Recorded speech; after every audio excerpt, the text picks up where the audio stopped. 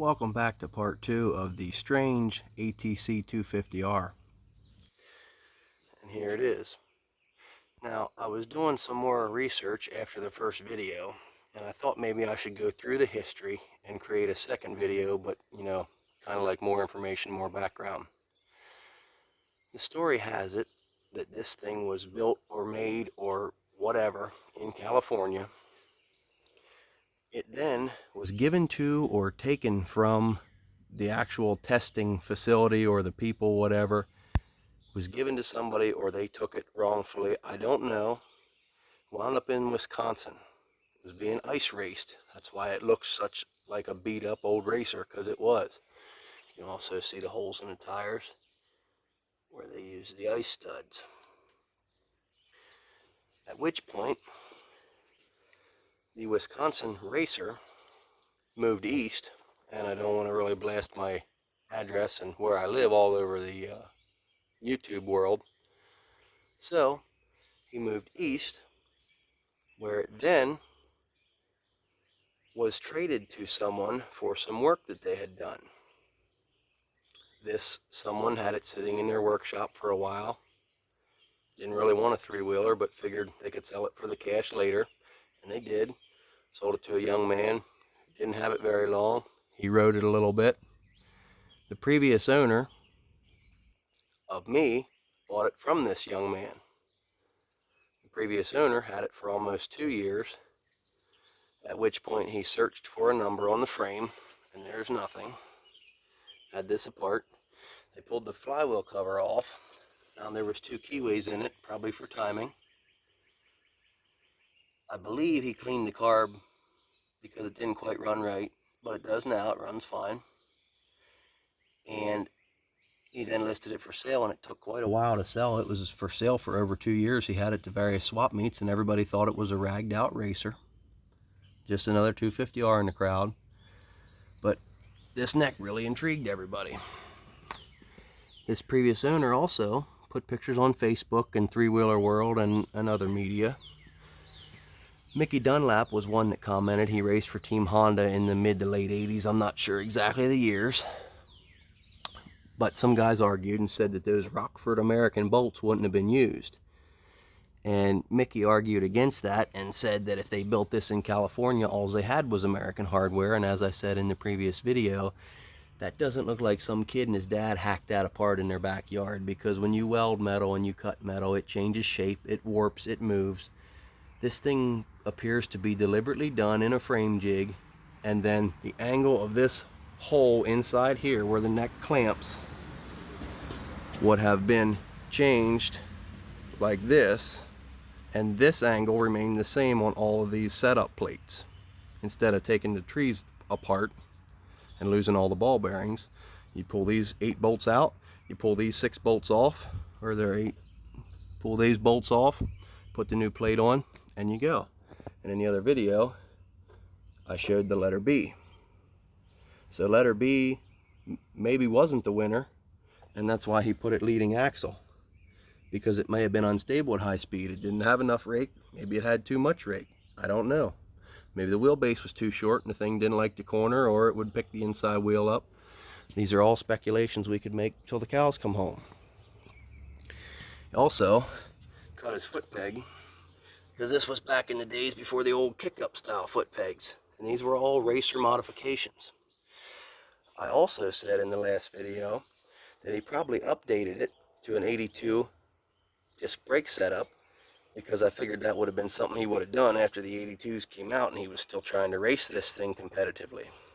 But upon further research, I found multiple things. This bracket does not appear to have been welded by an amateur. It looks fairly good, as does this bracket. I also noticed a single bolt in the caliper. Doesn't appear that it has 2 bolts, but there is one from the back. So it is actually 2. But with this small ear on here, I can't imagine it was strong. And all the doubting Thomases are going to say, oh, well, that's just an 82 frame. This guy's lying, it's homemade. Well, this is an 81 frame. See the air box here? This is an 82 frame. It's all closed off. It doesn't draw air from under the seat, under the plastic. It draws it from the down tube, which is why it has these big gaudy scoops here behind the headlight. It pulls air down the down tube into the air box. Now another thing, 82 has a 2-bolt caliper and a very beefy bracket with those same quality looking welds. But if you notice, this bracket is skinnier this way, and it's lower. It's down here on the low side of the curve. If you go back to the prototype, it's on the high side of the curve, here and here. And this frame does not have the 82 air snorkel. And this caliper, I don't know what it was used on as far as other models, but again, I don't think this was done in someone's backyard. These nice Honda looking welds, which are all over the frame, they look very uniform. This is a very poor repair job weld. And that is what a racer and his dad would do in their garage. And also, you go back here, if you still don't believe me, you look here, now it's the brake line zip tied up, but you can see this bracket is very long. 2 bolt holes here, stops here right about the top of the swing arm. Okay, that's the prototype. We come over here to the 81, very small high bracket with the anchor pin for the backing plate, cable operated drum brakes. 81 production. Any 81. Talk to anybody that's restored one, that's what you got in 81. We come over here to the 82, and we can see just barely the bracket under the caliper hangs way down here to the bottom. It goes back down to the back and heads toward the bottom. It's much shorter also. It doesn't go up as far toward the front of the swing arm. So, and then we'll look at the prototype. Much longer, and it stops short. It doesn't have the tail that comes down here. This swing arm is probably one of very few, or even one of one. The next thing I noticed, you can see on the 82, because I have the headlight off, it has a crack in it, and I'm currently looking for one.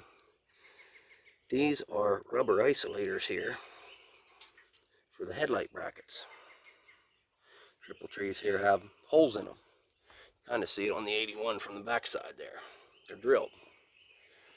This triple clamp is not drilled for a headlight. That means they didn't care about a headlight. They were trying to get it done, trying to get it out there, test the frame geometry, make it work, and get into production. Also, top triple clamp on 81 and 82 is basically the same. I think they are the same casting. It's got these smooth stalks with webbing, gussets. Right here in the center, it's raised and has the tab there for the main nut, raised, and you see your gussets there. And this is the 82, also production, looks the same, raised gussets, smooth stalks.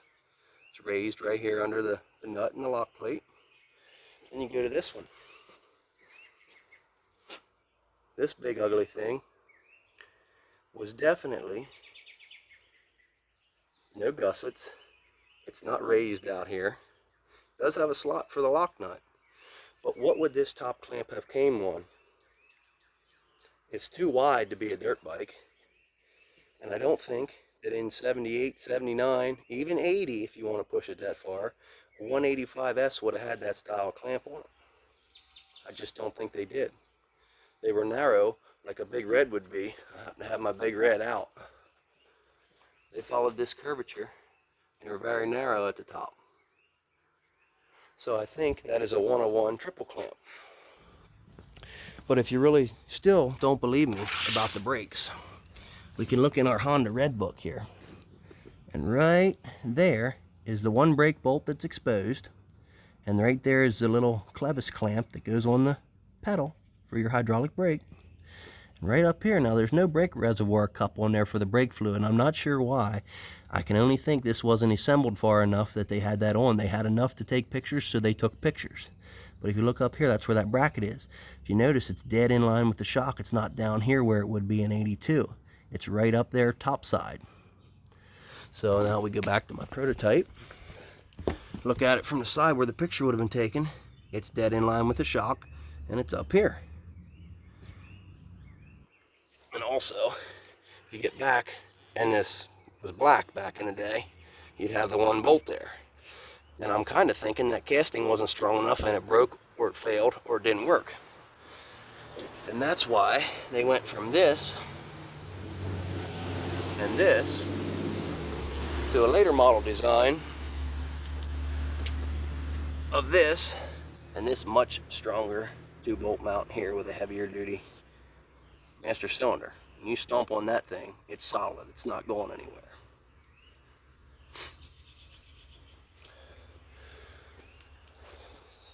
So we got the 82 frame with the disc brakes. We got the 81 frame, the drum brakes, and we got the unknown, what I refer to as the prototype frame.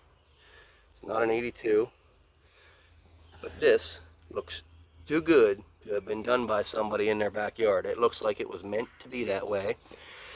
And we just saw the heavy, beefy 2-bolt 82 caliper. So if this was an 82 frame, then or an 81 frame, why didn't the guy just weld up a deal to use the 82 caliper? Because this caliper would be harder to get. The 82 caliper, you could walk into the dealer and buy one. This is why I think this is real. But with the front triple clamps not being drilled for a headlight, with the braking system on the rear, and I am amending that from the first video. I thought the guy just simply put it on. I did think he cobbled something together because he was a racer. But the more research I did, and when I saw this picture right here in the red book, and I saw that brake mount up there, and I saw it down here, that's exactly what I have. And this one here, it's hard to tell, but there's no little aluminum tag in there that signifies it's a production model. And this one was a later prototype. This is the one that you can zoom in and see, the 9610030 number, has a brake cable running up across there with a cable tie. So that would be a later when they went to the drum brake, but it still has the old style fork on it. So like I said, you don't have to believe me, you don't have to buy into my story, but you can't say that this thing was homemade when there's so many things wrong and so many things that aren't 81, they aren't 82, and they aren't homemade. The welded motor mount, the hand-stamped engine numbers, the 78-79 CR250 left foot backwards kick on the right side forwards kicker, the well laid out, well designed brake caliper mount and pedal. Where'd he get that pedal from if he made this whole thing up? That also looks very well done. And there's a lug in the frame to conveniently hold it there. This frame has lots of different gusseting here in 81. They must have found a weak point. And then this is the bracket for your cable. There's the cable tie. And this pedal is altogether different.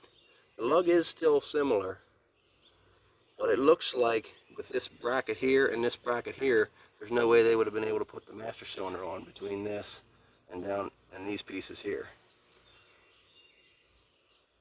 This is 81 that we're looking at. So with all these things mentioned, this flywheel cover is not like an original. There's no oil check in the block. This is all review from the first video. It doesn't say oil check around here. This doesn't say made in Japan across the bottom, and it's a little bit different shape. It's a little flatter right in here, where the production one seems to have had a heavier gusset and a little more round contour to it right here. But it also says made in Japan at the bottom. Oil check. Hold on motor mounts. Welded motor mounts. Old style fork, new style fork. So with all these things added up, it's hard to stand there and say that someone took an 81 or an 82 and took it totally backwards just because they wanted to play around with some neck angle. You really think Honda didn't have it figured out by that point in the game? They'd been making three-wheelers since 1970. Yeah, it didn't have the best suspension. Yeah, it didn't have a strong frame. Yeah, it was a non-power valve air-cooled engine with a small carburetor, but it worked, and it was an industry leader with a disc brake on the front. So when you add all this up, it reads to be real to me. I know people can't believe that because things could be changed. He might have wrecked it and put a new tank on it 2 or 3 times. This plastic cup might have busted and cracked, and he went and bought an 82 and bolted right on. It's almost the same bracket. I really doubt that this swing arm was made by anybody aftermarket, because in 1981 there was very few aftermarket companies making parts, especially swing arms. It's really hard to nail this thing down and tell exactly what it is, but I'm almost certain nobody went to a dealer, bought it and cut it and changed it and went backwards in time, because of what we have on the 81 and what we have on the 82 are far advanced to what's right here. I think Honda was trying to make a 1981 disc brake both ends, and it just didn't work out. They had a whole selection of drum brakes from years before, other models, dirt bikes, street bikes, what have you, and they made something work, and they decided to bail on it. And that's the other thing. Being a racer, the thing has been modified its whole life. It's not in its condition of testing. I also see now, this is smaller on the 81. Hard to get in there. I'll get on the other side. Right here with that's single bolt on top, which is normal for an 81, but it's a dual bolt at the bottom. But this half is threaded. This is through, smooth, and it's threaded. These are nutted. So that's a different casting altogether. But the bolts have that indistinct Honda. You can't mess that up. That's a Honda bolt from Honda. As is all of these bolts. That same marking. That's why this thing's so hard to pin down. You can't really say it's one thing or the other, but I think I see enough to say that it's a real factory experimental unit, and Honda was doing some testing for frame geometry, frame dimensions, and they changed some things, took some things off, put some things on, saved things for the next year, and this is where we are. I'm not even sure if the wheels are aftermarket now,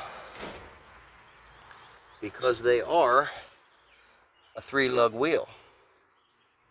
And the originals, the productions, are also a 3-lug wheel. So this very well could have been an original aluminum wheel, and Honda was going to come out of the gate swinging. But they already had 2-piece 8-inch steel wheels laying all around from the old stuff, the previous models. So that's the background information, second in line in videos on the prototype. Long live the ATC.